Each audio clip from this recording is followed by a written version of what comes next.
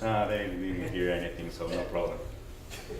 I'm tired of listening to Alex. Okay, thank you, Alex. Okay, hi everyone. As I introduced myself before, I'm Alex Taylor.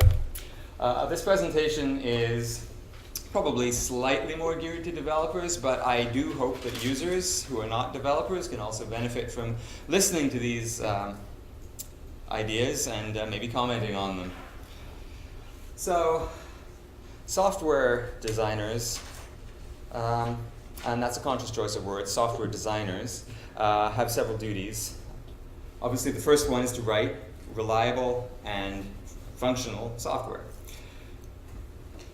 However, the most capable, the most brilliant software in the world is useless unless people know how to use it, unless they're actually able to use it. So I'm going to talk about ways to make software usable. There are two aspects to this: making the software itself easy to use, and providing documentation which lets people learn about what they can't discover on their own. I'll start by talking about user interface design. The user interface is the face which your software presents to the world. There are a number of basic principles which I try to adhere to when designing interfaces, and I'll talk a little about them. The first principle is good old keep it simple, stupid. Complexity and noise are the enemies of easy understanding. The ideal interface has exactly the number of elements that are needed, and not one element more. Resist the temptation to add things which aren't genuinely important. Every single element on the screen makes the screen that much more complicated, makes it require more mental energy to understand and process, ultimately reducing its usability. I'll say that again. Everything you add to the screen, everything you add to the interface makes it less usable. The most usable interface in the world is just one button, right? If you think about it.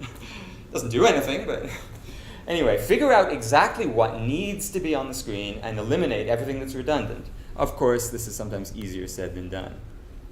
The same applies to on-screen text. You may think that providing verbose explanations on the screen is helpful. It isn't.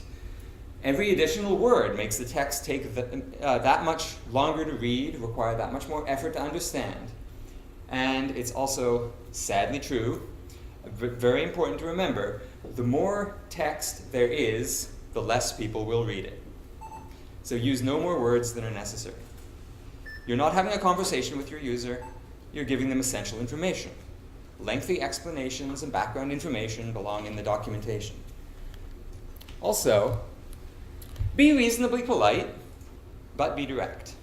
You can put please in front of simple single requests like please shut down and reboot the computer, but you don't need to get more elaborate than that in terms of niceties. Make your instructions as simple and direct as possible. Don't hedge or beat around the bush, don't put in justifications, and don't apologize. I clocked this in at just about 50 minutes, so I'm going to refrain from giving you a detailed example of one of my complaints there, but you can ask me about it later. There's a reason I put that don't apologize comment in. I don't think it made it onto the slide. Say please wait, XC. No, but you're on the right track. Anyway, finally, something that deserves special mention. When offering a choice, such as on a pop-up dialog, try to design things so that it offers as few options as possible. Binary choices are best because it's easy to understand between two options, yes or no, okay or cancel. A choice of 3 or more options is inherently more confusing. And maybe some of you will remember this beauty from the old days. This is really a terrible prompt. I mean, okay, 2 of these is easy enough to understand. You say, okay, abort, retry. It's straightforward. You know what it means. Then you add that third one. It's like abort, retry, or ignore. Okay, so if I ignore it, does that mean it aborts? Anyway, it would be much simpler. It would be much easier to understand, actually, if you absolutely have to have the 3 options, to call them something like cancel, retry, or skip, which is, I think, really what ignore means. It means skip the current operation and just proceed on. But it would be much simpler still if you could somehow reduce this to 2 options. Which brings us to communication.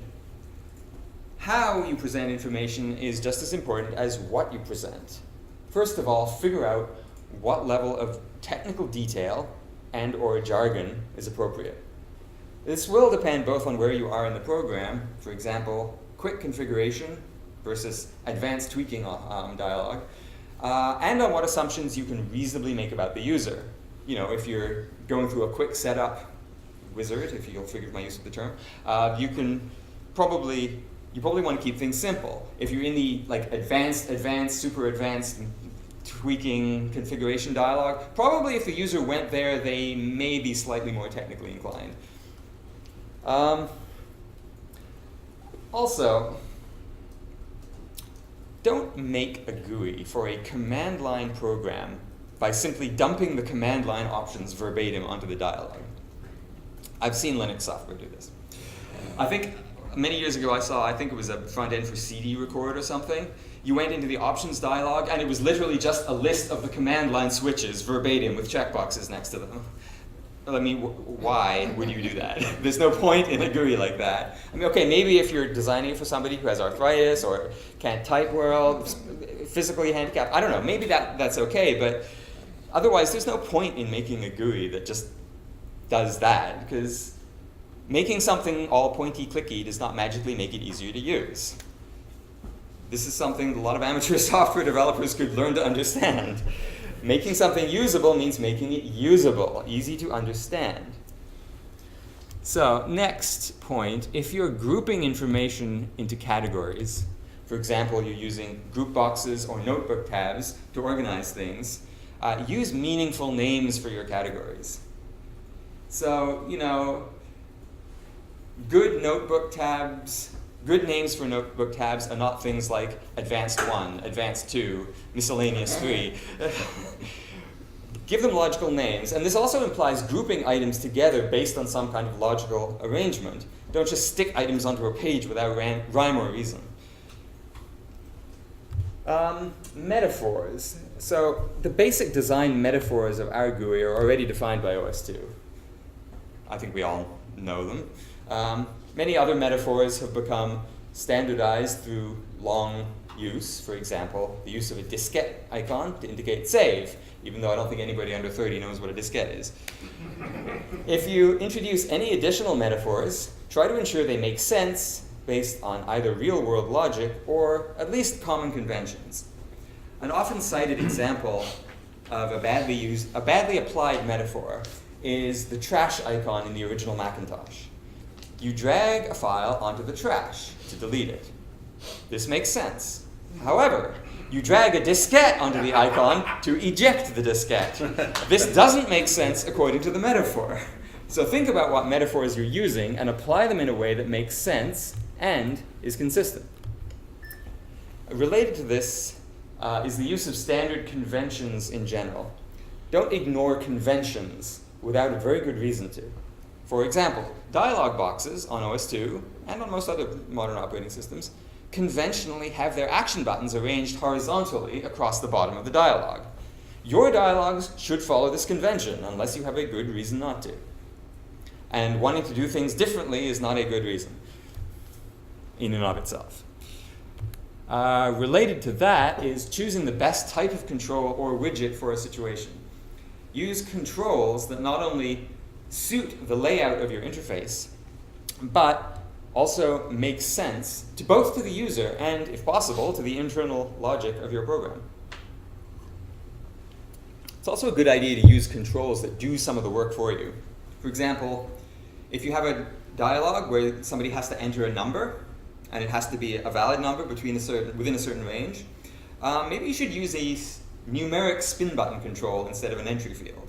Because the spin button control does all of the value and range checking for you. If you use an entry field control, then you have to write your own validity checking. So let the controls, let what's already provided do the work for you. It's called lazy programming, and it's a virtue. The next important thing is to give the user feedback. This doesn't mean popping up a message every time they do something. Please don't. But when the user performs an action, they should have some indication that something actually happened. Exactly how you do this depends on the type of action and on how you design your program. But feedback should be non-intrusive unless there's a very good reason. A good example of simple feedback is a text editor with a file modified indicator on the window.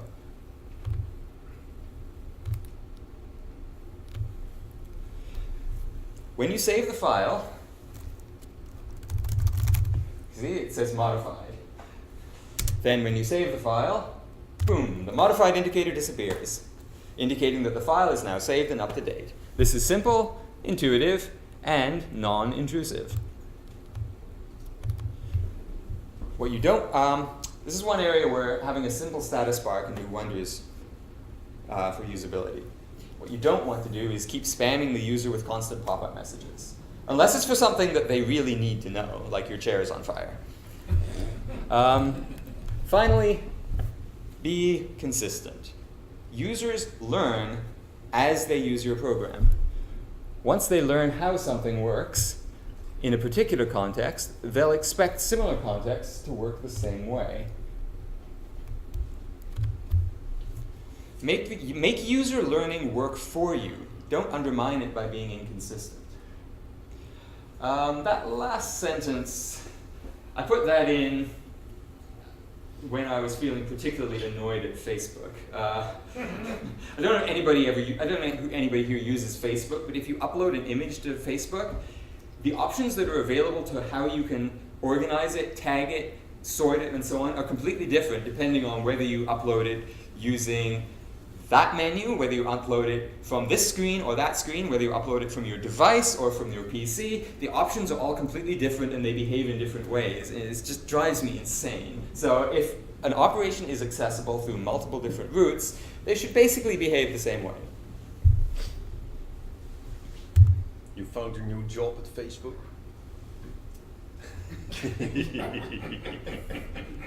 No.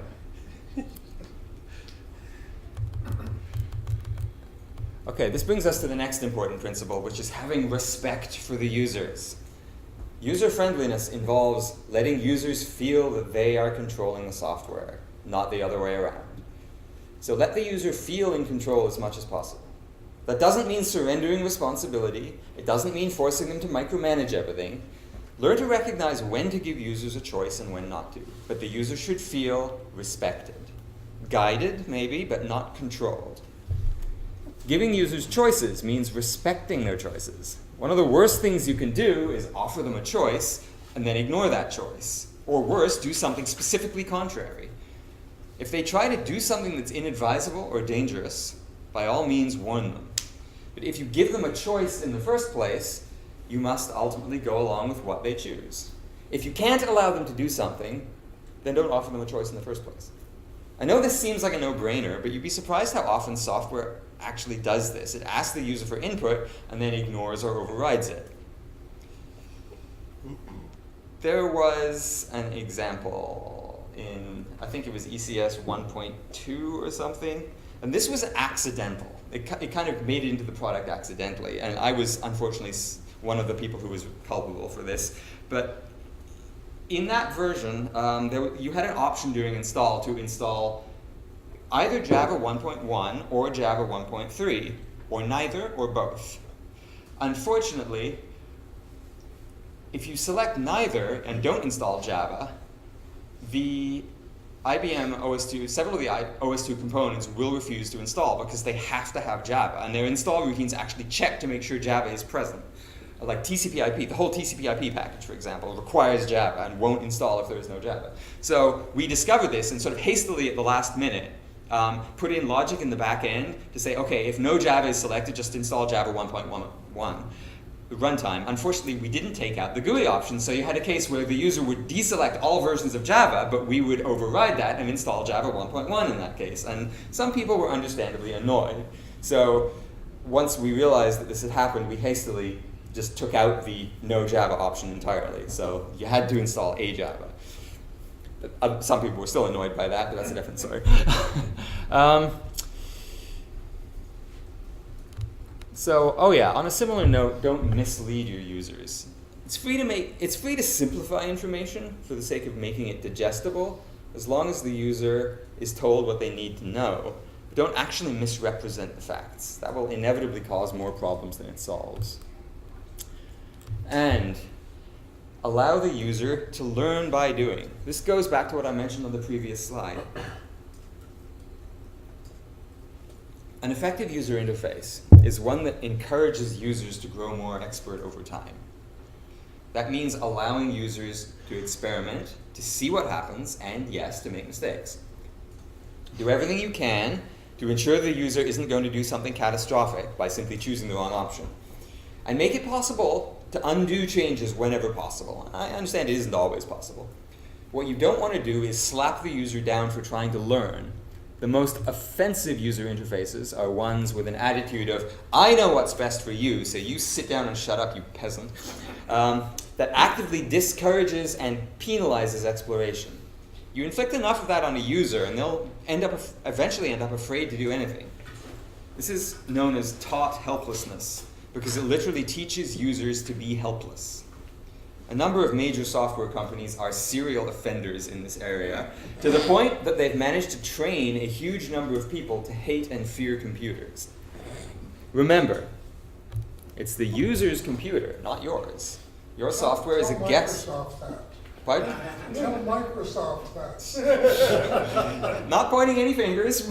If you really want to have one of the worst examples of counterintuitive user interface design, it's the horrible mix in Windows 10 where they have the configuration screen and then a separate Mac-like Windows 10 interface to set up printers and other main system components. They kind of split up the functionality in two sections, where you've got the classic configuration screen and the newly styled Windows 10, and there's overlap in that functionality. Oh, I haven't used it, but I'll take your, yeah, I believe it. So anyway, your software is a guest in the user's house, so to speak, so act accordingly. Okay, design ethnography is a process of actively researching what your users need, expect, and do. It's an essential part of what's known as design thinking. What this means is working with actual users, or potential users, before, during, and after each design iteration. If the user is told to perform some task, what mental model of that task do they form? How do they expect things to work? How do they normally work when presented with such a task? How will they react when they're asked to work with your software? At its most thorough, this research may involve sitting down with users before you ever write a line of code and observing their actions. It may even involve interviews or surveys. Of course, individual developers often don't have the luxury of being able to do all of that, but at the very least, they should do some kind of real-world research into how users act and react to their interface. Give them prototypes. Observe how they use them. Get their feedback. Modify as needed. Lather, rinse, repeat. When designing your prototypes, rapid GUI prototyping tools are invaluable. On OS2, there are several Rex-based tools which are useful for this purpose, including VxRex, VizPro, and Dr. Dialog. There may be others for other languages. Find what works for you if you're a developer. Okay, I'll now talk a bit about some of the more visual elements of user interfaces.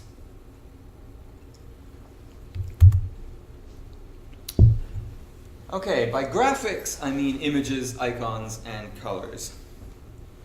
When you use images to convey information, make sure the images are easy to recognize.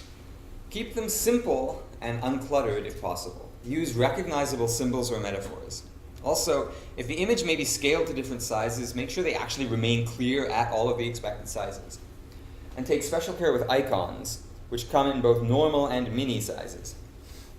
Mini icons are used in certain folder views, on Windows system menus, and on toolbars like the Warp Center and X Center.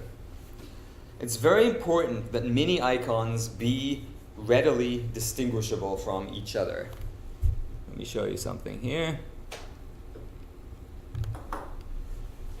Okay, so take a look at the mini icons at the bottom here. I designed these icons and I put a lot of care into making sure that you can easily recognize you can easily distinguish each one from the others, just at a glance. You may not immediately know what the pictures are of, but once you understand, once you see what each one does, oh, that's system setup, this is printers, this is drives, this is command prompts, you can very quickly associate that with them with those functions. You just glance at them and you say, okay, I know which one is system setup. It's this one with the splash of red in it. Oh, I know which one is command prompts. It's this one. So you don't have to think about it. If you design mini icons that you can't easily distinguish like that, you may end up having your user just squinting at them. Okay, which one was? That's printers. That's I don't know. So clear and unambiguous images, especially on mini icons, is very important. Alex, just one thing. It's not about mini icons, but about the tray. Does it make sense? Because one thing that I always do is change the name of the tray, tray 1 to system. Because yeah, I because usually it's do like, that too. Tray 1 doesn't tell me anything. Yeah, but that's up to the user to do Yeah. because I mean you may use the trays in your own way. But that one claims but yeah. to be installed. One thing, It's a good point though. one thing I think that's not a really good design on the X Center is that the question regularly comes up: how do I add a widget to it? We know where it is, but just as a test, how many people in the room know where the menu option is in the X Center to add a widget that's already installed in X Workplace?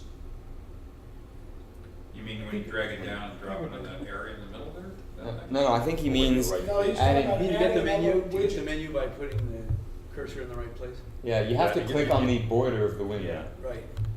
No, Where that's not is it? even it. That's not even it. It's there.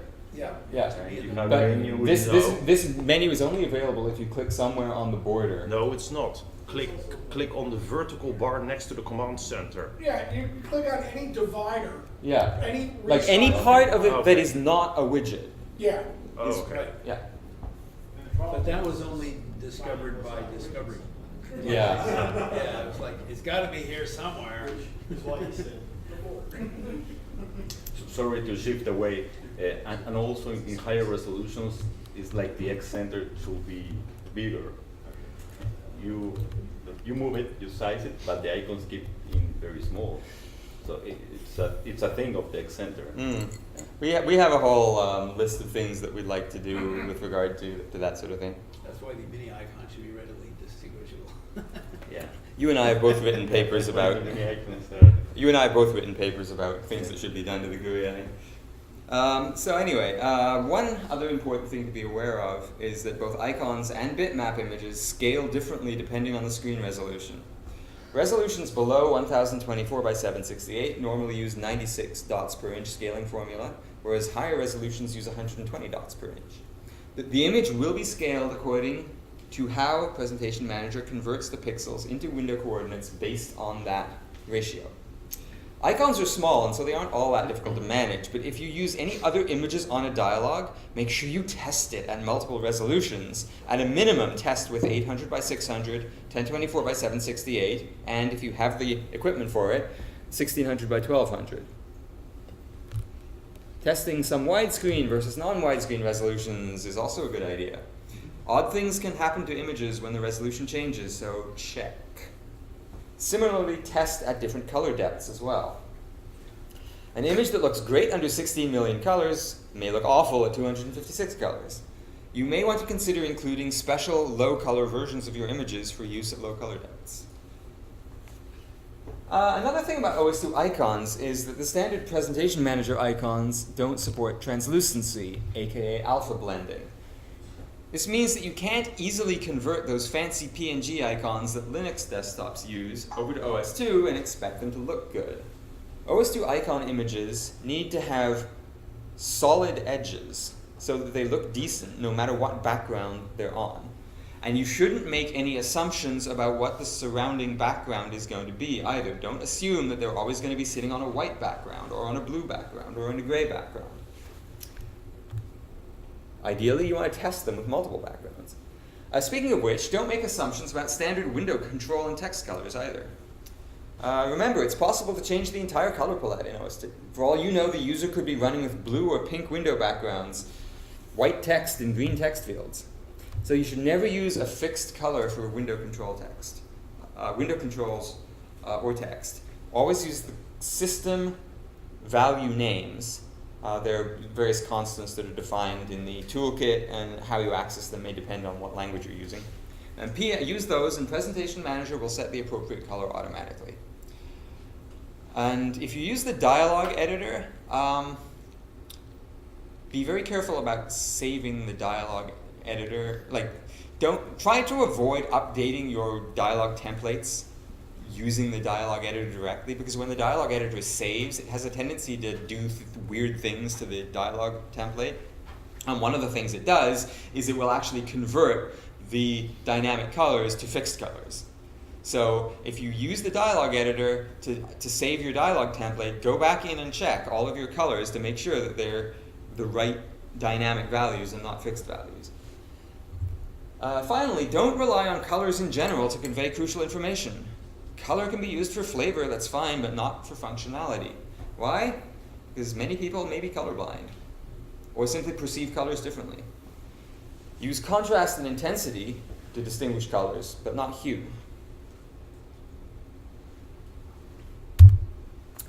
Okay, coming to one of my favorite parts, fonts and text. You wouldn't think it's easy to go wrong with text styles, but you'd be surprised.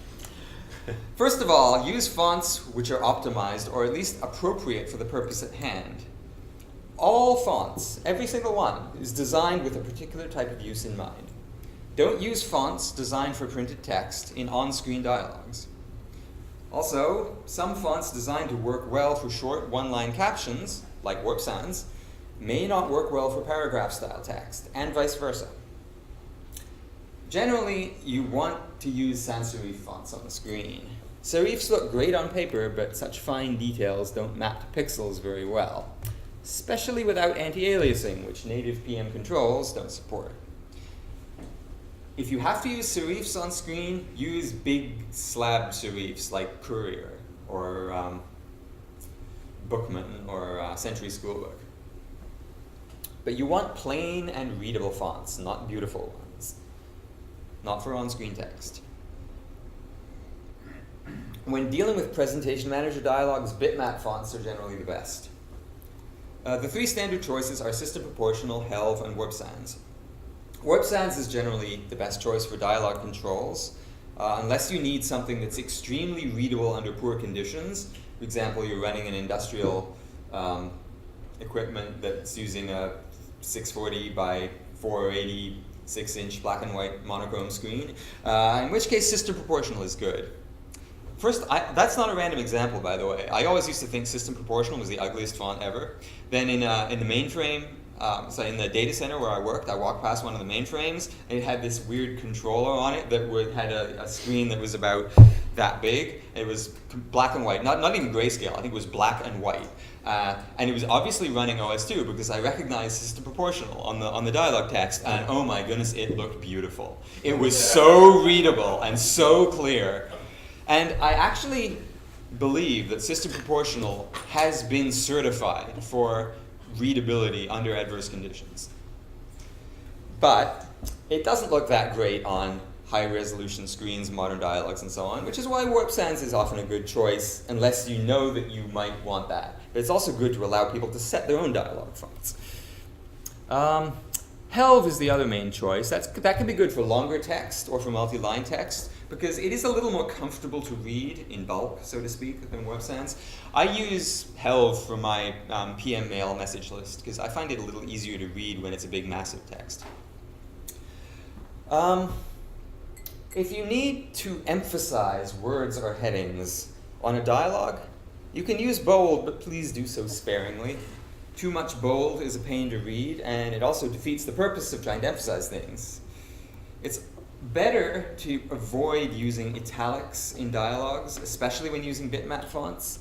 Italics don't tend to look good or be very readable on the screen, especially when they're not anti-aliased.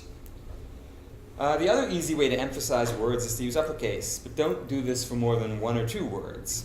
In emails and other messages, uppercase is considered shouting, and the same holds true in user interfaces. It's just a pain to try and read.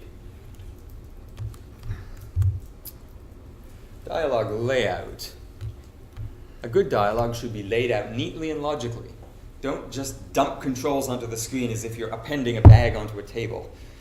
Settle on certain standard dimensions, margin sizes, and alignment conventions before you do anything. For example, I use a margin of 3 dialogue units horizontally and 2 vertically on standalone dialogues. If there are notebook pages, I increase that to 4 by 3. My push buttons are conventionally 13 units high. These are dialogue units. Entry fields are 8 units high. Horizontally stacked checkboxes or radio buttons, I keep them 10 units apart, and so on. If I'm making DBCS, that is Japanese, Chinese, or Korean dialogues, I will increase these values slightly because DBCS systems use slightly different dialogue scaling. And you know, any of you can use your own conventions. You don't have to use my conventions as gospel. But if you have your own conventions, which you stick to, it will make your interfaces look more consistent and professional. Also, align your dialogue's controls. Buttons should line up with the same amount of space between them. Other controls should be lined up flush on the margin or on some other common invisible line. This will make your dialogues look more professional and visually pleasing. Let's quickly show you here.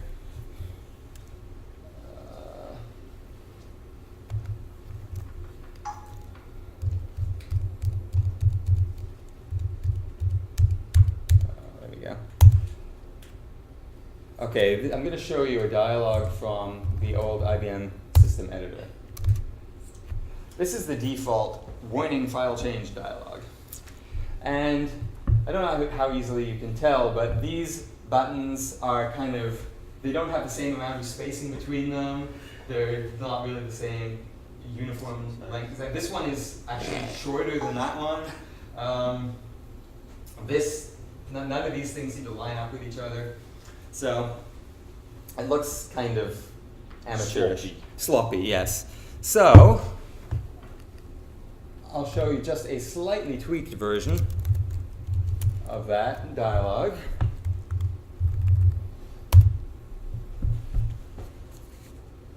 Can you see the differences? Does it look more comfortable? Yeah. The buttons are all the same height now. Every button is 40 units wide except for this one, which is 50 units high. This has been moved closer to the margin. This has been centered better. The same amount of space between each button. Very small changes, but it makes a huge difference in how professional it looks. At least that's my humble opinion.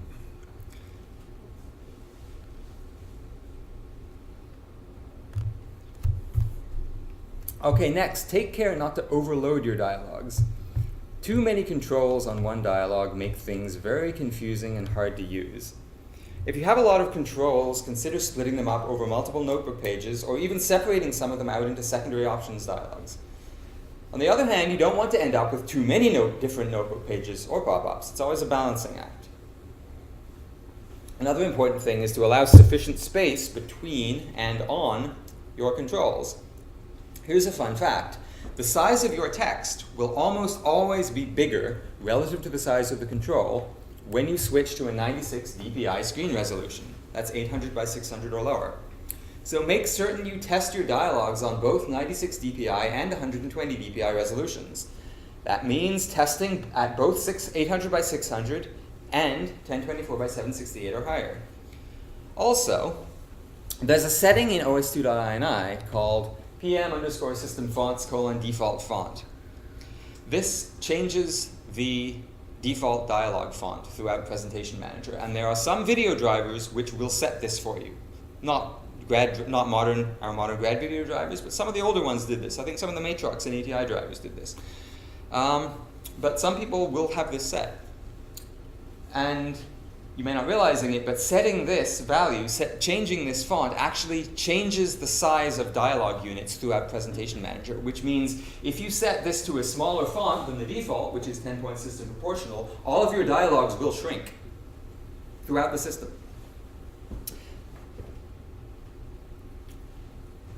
DBCS systems, by the way, Japanese, Chinese, OS2, Korean OS2 systems always have this value set to something. which means dialog scaling will always be different on BBCS systems than it is on non-BBCS systems which don't have this set. You mean they'll scale based on the font, or Yes. they scale based on the size of the screen? Based on the font. They will also scale based on the size of the screen, but that's a different calculation. But whenever I boot into Japanese OS2, it's very common to see cramped or clipped dialogues, because the dialogues simply weren't tested with different values for this and different dialog unit sizes. So for this reason, whatever font you actually use on your dialogues, you should always size all your dialogues and controls as if they were using 10-point system proportional.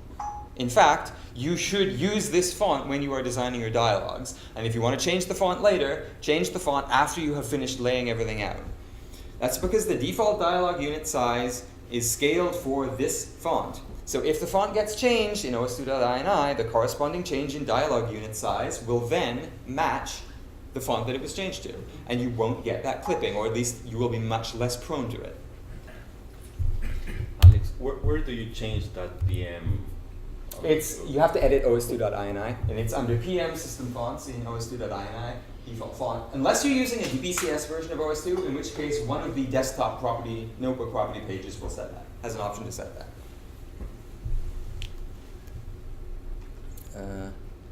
Okay, where am I? Okay, a couple of examples here. In some ways, this isn't bad. I mean, everything's neatly organized. The layout is nice. There's just way too much here. This is a GUI for CD recorder. No, make ISOFS. And the main problem with this, besides it's just way too crowded, is you've got the basic options that are absolutely essential, and you've also got some more advanced options that like typical users aren't going to have any clue about what they do or what they're for or what they should be. So to make this better, you should just have the basic options here. Put all this in an advanced settings dialog, or at the very least on a separate notebook tab, because most users probably aren't going to want to muck around with these, and even if they are, well, it just looks better to have them separated. This is kind of an assault on the eyes, honestly.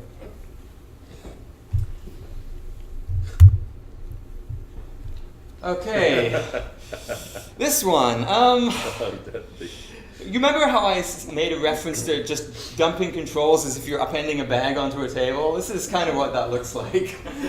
There's not really much organization going on here. Very little. Okay, they've got these boot boxes, but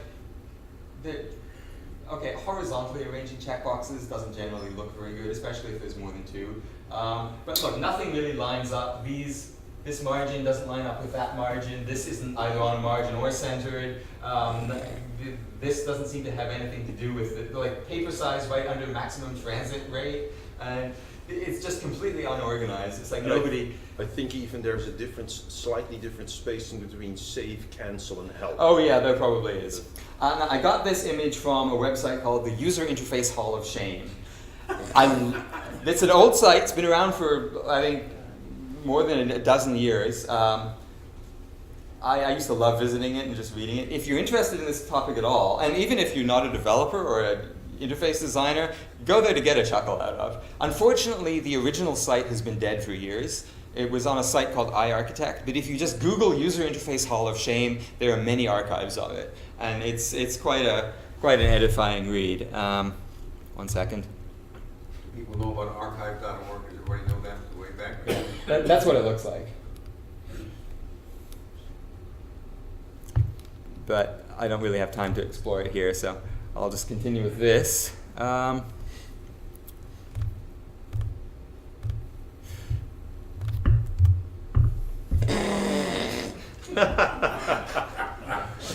God. Or Wally, if you call him that in your country. I got the image and the joke both from the aforementioned User Interface Hall of Shame. Yeah, there's just way too many tabs here.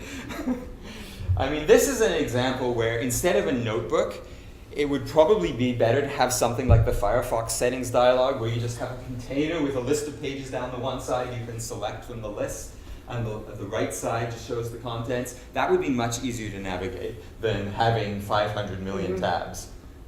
I hope this was something that was developed free of charge and that you didn't have to pay for this. I don't know. Oh, another thing about the User Interface Hall of Shame, there is an example from OS2 on it. One of the OS2, and I'll tell you what, it's the Java-based TCP/IP configuration notebook, which is in their awful notebook examples section. Okay, help files and on-screen documentation. The other main part of guiding the user is documentation. This generally comes in two types, on-screen documentation and printed manuals. These require some different techniques. I'll talk first about help files, including online help. And by online help, I don't mean anything to do with the network. I mean help called on demand from within the application. And also digital manuals or reference documentation. And there are several different documentation formats available depending on what you need. For online program help, IPF format is standard on OS2. This is the HLP INF format that we're all familiar with. It's the native OS2 format for help. It integrates extremely well with presentation manager applications. It supports context-sensitive help pop-ups. It's quick to open, easy to navigate. It also has lightning-fast search capability due to the file format actually being specifically optimized for searches. On the downside, it's not all that cross-platform, although you can get viewers for Windows and I think maybe Linux.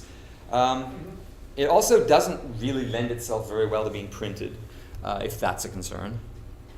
This format is best for application callable help or for navigable reference documentation that doesn't need to be highly portable on other platforms, like the OS2 Toolkit reference documentation.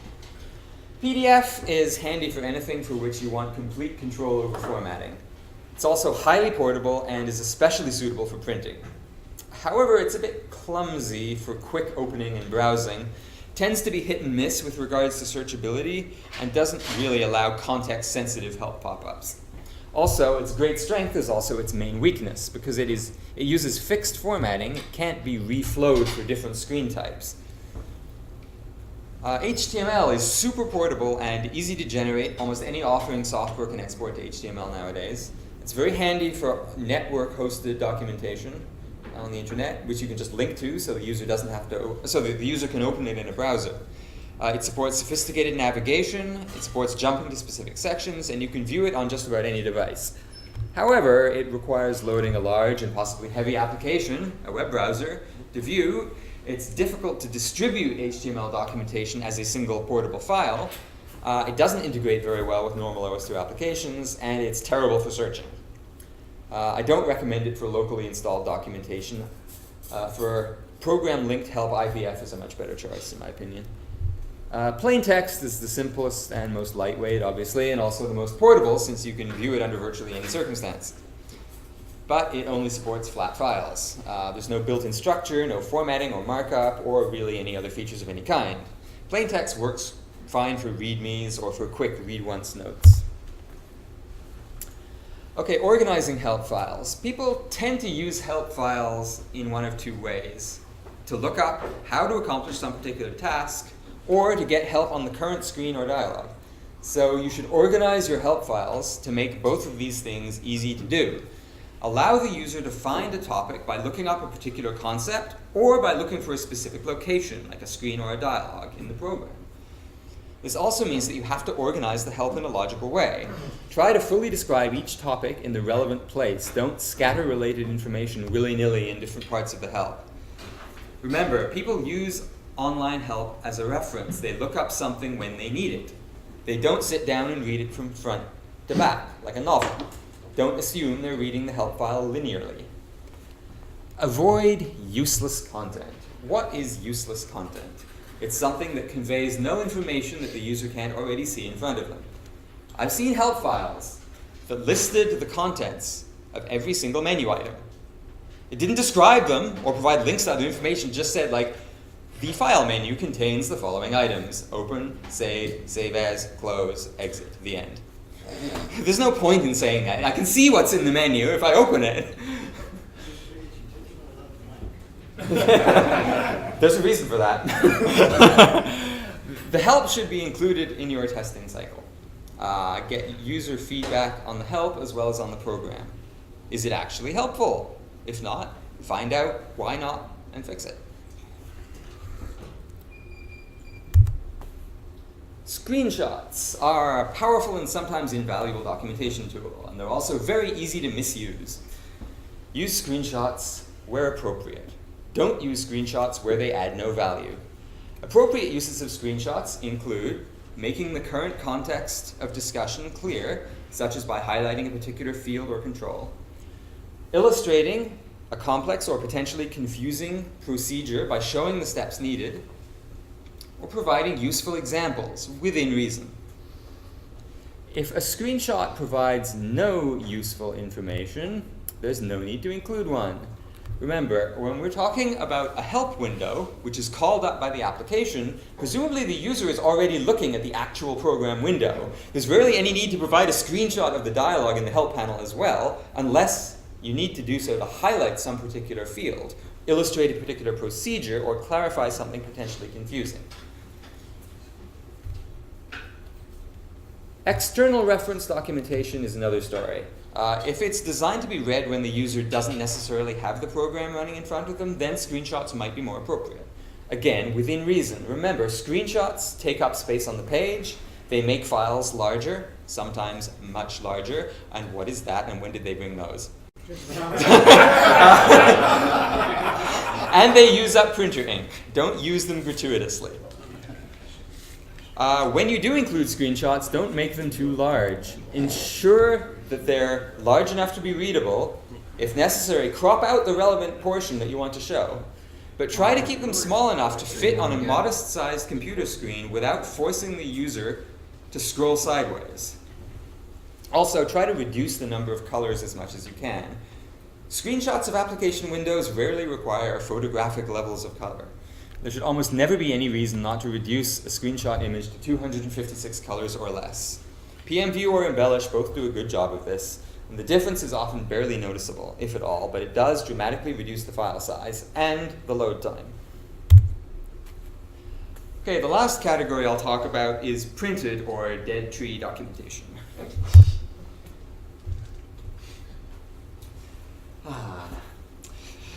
First, we come back to fonts.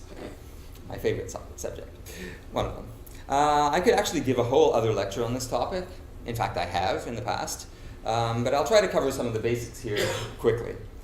As I mentioned before, all fonts are designed with particular types of use in mind. For printed docs, use fonts designed for printed text, or which at least aren't fundamentally wrong for printed text. So what does this mean? Well, first of all, don't use fonts that have been specially designed or optimized for on-screen use, like Verdana or Georgia. I included Arial in that list. While it's not specifically designed for screen use, in practice Arial is a lousy text font anywhere but on screen. Also, fonts tend to come in several categories: display or titling fonts, text fonts, and caption or footnote fonts. Learn how to recognize which category a font belongs to. It is often in the name. And use the appropriate font for the purpose.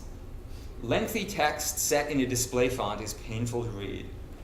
Conversely, titles set in a text font just look ugly and out of place. Next, when you use multiple fonts, for example, one font for headings and another for text, or one font for normal text, one font for monospaced, choose fonts that combine well with each other. Generally, look for fonts that, while different, have some design element in common that links them together. For example, basic proportions or similar stylistic cues. Here's one hint, by the way. Arial and Times New Roman do not combine well together. In fact, they don't at all. They have nothing in common. That's why. Also, when choosing a font, if possible, choose one that reinforces rather than undermines the theme of the text. This can be difficult to do without experience in typographic design, but basically what you want to do is avoid blatant contradictions. An example of a contradiction would be setting a serious scientific paper in Comic Sans, looking at you, CERN, or writing a text about the Italian Renaissance using a font from the height of the Industrial Revolution. Finally, choose fonts based on how well suited they are to the task that you're trying to accomplish. If your document uses a lot of numbers, then you probably want to use a font with nice, readable, unambiguous numbers. If you need a lot of mathematical symbols, it's probably best to choose a font which includes them, rather than pasting them in from a separate symbol font. If space is at a premium, don't use a font with wide open spaces and broad, luxurious letters, and so on. Finally, punctuation. My mistake. Not finally. Actually, no. Yeah, bold. General typography is an area which can consume literally days of discussion or piles of books, so I'll limit myself to providing just a few helpful tips. So don't overuse bold, not in printed text. Bold is useful for headings and a few other things, but shouldn't be used to emphasize words except in very rare circumstances, because it provides very, very strong distracting emphasis. For emphasizing words, italics is usually a better choice. And yes, this is the opposite of the recommendation that I gave you for on-screen dialogue text. Different media call for different approaches. Also, when emphasizing words in general, whether you use italics, bold, uppercase, or something else, always emphasize as few words as possible. The more text that gets emphasized, the less meaningful it is. I've seen paragraphs where almost 1 in 4 words was emphasized, which is completely self-defeating. Not only did the emphasized words cease to stand out at all, but it made reading the whole paragraph painful. On a similar note, don't go overboard with styles. A lot of default word processor templates love to put various levels of headings in oversized bold plus italic plus a different color. It's usually only necessary to change maybe 1 or 2 attributes for each heading level. So make it larger, make it bold, make it italic, or use a different color. 1 or 2 of those is fine, but all of them is just overkill. It's like belt and suspenders. Talking about particular characters, numbers come in different styles, often within the same font. Even proportional fonts often have a set of fixed width numbers. These are good for lists and tables, whereas proportional numbers tend to look better in the middle of sentences. Going back to punctuation, a lot of punctuation has proper forms which aren't part of the basic ASCII character set. Hyphens should only be used for hyphenation. For dashes, use the proper dash characters.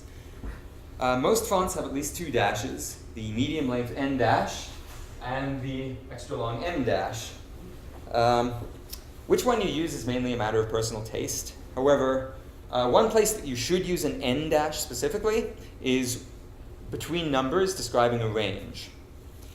The minus sign is also a different character than the hyphen. It usually looks more like the N dash, but it is not the same as the N dash. Use the proper minus sign if you can. But even more important is the multiplication sign. Never use a lowercase x in place of a multiplication sign. Every Latin font has a multiplication sign. It's even part of the basic code page 850 and Latin 1 character set. You might need a character map to find it, but don't be lazy about it. It really does make a difference. And of course, quotes. Whether you use single or double quotes, there are proper characters. Left and right quotation marks are distinct from each other. The vertical ASCII quotes on the keyboard are not valid typographic characters at all and should never be used in formatted text. Which ones? The dumb quote, the vertical quotation marks that are on your keyboard, the ASCII quotes, basically. I mean, one thing that happens with these is when you're typing like in some Word thing that processor. has formatting, Yeah. it'll sometimes turn them into these things Yes. for you. Yes. Then when you paste them back into just a straight text thing, then they're bad characters. That's probably means you're not using a program which is smart enough to convert the clipboard text. Yeah, I mean, that's an issue. It's just something to be aware of. It is something to be aware You of. can spend a day trying to figure out what went Yeah. wrong. Yeah. The only place that you should really use the dumb quotes is as an abbreviation for feet or inches. The same goes for the apostrophe, which is actually the same character as the right single quote. Most word processors, as said, will automatically convert quotes for you as you type, but if you're pasting text in from a text editor, beware. And as you say, vice versa. Okay, layout. Provide adequate margins. A lot of people tend to underestimate the importance of adequate margins. Margins serve multiple purposes in printed text. They provide space for the text to breathe. They allow the contents to appear relaxed and confident on the page. If you have margins that are too narrow, your text is going to look tense and stressed. Margins also, more practically, leave a space for the reader's thumbs so they can comfortably hold it when they're reading without covering up what they're trying to read. They leave a space for them to scribble memos. And for bound books, they also allow space for the binding. For single-side or loose-leaf documentation, I would say 1-inch margins are a minimum. Except in very special situations. I would say 1 1/4 inch is probably better. If the document is in book form with a center binding, then the inner margins will need to be wider to allow room for the binding. White space is also useful as a separator in general. Here's another tip for you. Don't use lines or dots as delimiters. If properly balanced and aligned, white space will do the job just as well. It usually looks better. This is especially true with tables. As one typographic expert wrote, tables should contain a minimum amount of furniture and a maximum amount of information. So don't over-decorate tables. Use as few lines as possible. If you must include lines in your table, try to run them in the direction of reading. So horizontal for lines of text, vertical for columns of numbers. Of course, there are good and bad ways to use space. One of its other main functions is to delimit paragraphs. The two main ways of separating paragraphs are with a blank line between them or by indenting the paragraph's first line. But you should do one or the other, don't do both. Also, if you indent paragraphs, you shouldn't indent the first paragraph after a heading or the first paragraph of the document. Because the purpose of indentation is to separate the paragraph visually from the previous paragraph. If there is no previous paragraph, the indentation is unnecessary. If you look at a book, like a properly printed book, you will probably see, unless it's very weird, that the first paragraph of each section is not indented. That's something that a lot of people actually miss. And I was not even aware of this until I started reading up on the subject a couple years ago. Finally, if you have bulleted or numbered lists, the bullets or numbers should either be flush with the text margin or else actually hanging out in the margin. The latter is difficult to do with most word processors, so I generally recommend the former. Remember, each item's text is already indented. There's no need to indent the bullets as well. Having them line up with the left text edge just looks better in almost every case. And I had some sample printouts of a document with kind of default word processor formatting and improved formatting. Unfortunately, I seem to have left them in my hotel room, so I'll just show you the PDFs. If I can see where I put it. One moment. In the meantime, while I'm digging that out, does anyone have any questions? Interrogational sentences, yes. Oops. What is a good printing font for OS2? Well, it kind of depends what you want to print. I mean, what type of use did you particularly have in mind? Well, you said that different fonts are better for printing versus display. Yes. Of the standard fonts installed in Arca OS, what's a good printer font? Good printer font. If you want serif fonts, I would suggest Charter is not bad. It's not Cambria is not bad. I don't remember either. Are those normally installed? There are certainly options. I think Bitstream Charter is installed by default. Yeah. Source serif is okay. I think actually it's a bit better as a browser font, but yeah, source serif is not bad. Trying to remember what else is installed. Are non-serif fonts okay for printing? What's that? Are non-serif? Yes, but they should be designed for it. Corbel is a nice one. So is Source Sans. Those both look nice. Or Palatino or... Palatino's quite a nice font. It actually works well for text. In fact, Palatino was originally designed as a display font, but it became very popular as a text font just because it works as a text font. Personally, I think it works a bit better as a titling font myself, but it's okay for text. It's certainly better than Times New Roman. Okay, I don't want to trash talk Times New Roman too much. It was designed for a particular purpose, and it's very good at that purpose. It's just overused and used for the wrong sorts of things. What was it designed for, the newspaper? Yeah, it was designed for like 4-inch newspaper columns. Get the most To be ideas on. get as much text as you can and be readable under like industrial quality printing conditions, and it did a very good job of it. It's also not bad for cheap paperbacks, but there are better fonts to use for text, and because it's overused, it has kind of a low-end stigma to it now as well. All right, here's what I was mentioning. So this is an example of a document set in basically default word processor style formatting. So you've got, I think that's Helvetica bold in the heading, and then Times New Roman here. Notice I've got using bold to emphasize the words here. The bullet points are indented, as I said they shouldn't be. You've got a very plain table here with lines all around it. So I took that and I made some fairly simple, what I would consider improvements to it. So the heading is now just simple italics. I'm also using italics for emphasis instead of bold. I changed the abbreviations to small caps instead of full caps. And I've made the number signs flush with the left margin. I also changed the font. This is Garamond. And the table is, I think, much better. See what you can do with simple space as a delimiter.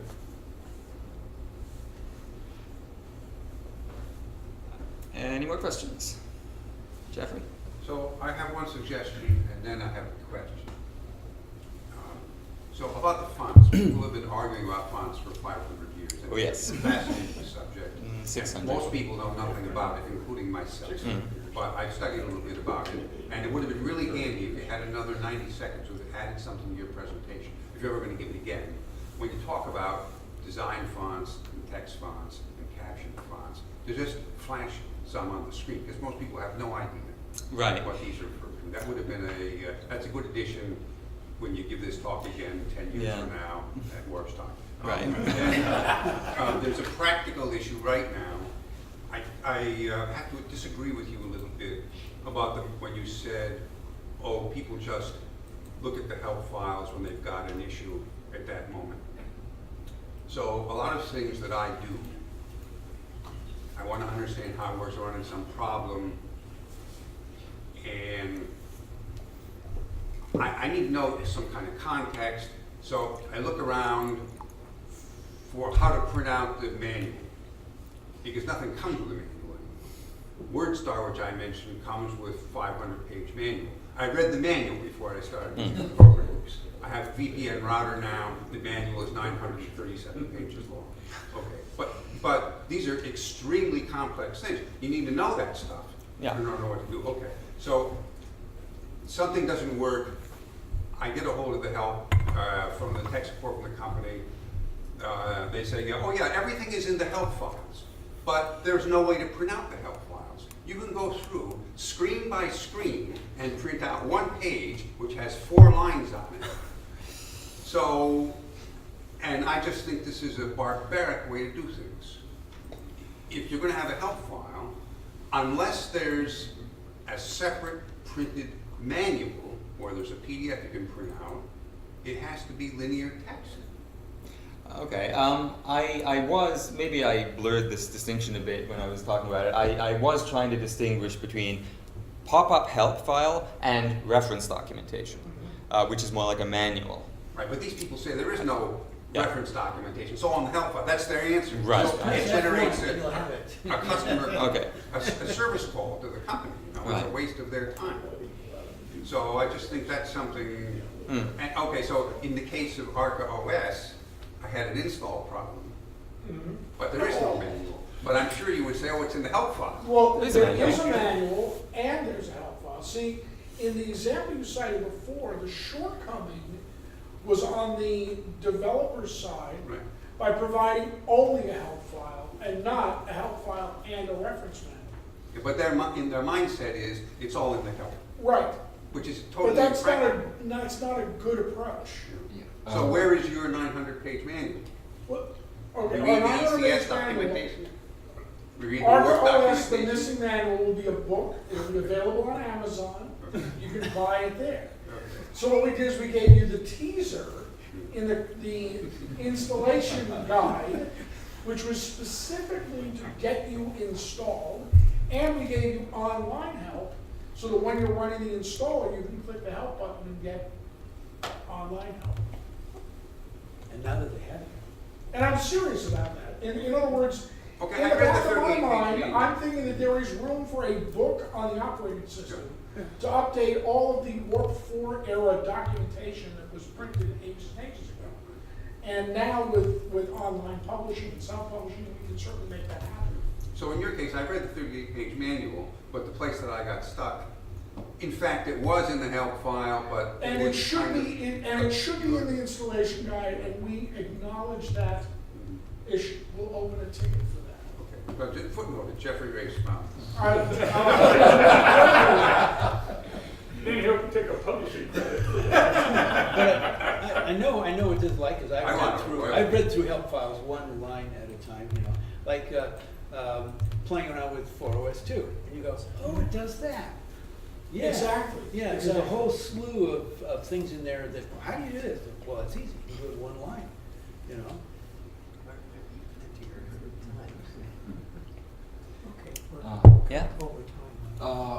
Yeah. Getting back to display, display fonts. Light gray on bright white is painful Oh yes. to read. Oh yes. Sometimes impossible. Oh yes. Could you smile for the camera? Is that my camera? Yes. Oh, okay, thanks. I think I bit over time now, so unless there are any more. I have a quick one. Yeah. You mentioned the character map for testing out fonts. Yeah. What do we have on Arca OS that we could just, I see your extended character font, but I don't think that's the utility I want. Yeah, Character it's, map, just a- it's the extended character map is what we provide. It Okay. should be sufficient. That should be okay. Yes. I have a question, like in other languages, since you've apparently worked with these, some languages don't have some of these concepts, like there isn't italics and regular fonts, like in Chinese, I don't Yeah. know, maybe I'm wrong, but I think that's true. That's true. And how do you do some of this stuff then? Or, Well, I'm mostly talking from a Latin-centric perspective here. There are different, typographic principles are different from language to language. Conventions are different. There are different ways to emphasize things in Chinese or Japanese than there would be in Latin-based languages. And I'm sure Russian, Greek, Hebrew, Thai all have their own conventions like too. Arabic has no capitals, for example. Yeah. That kind of stuff. Okay. You said.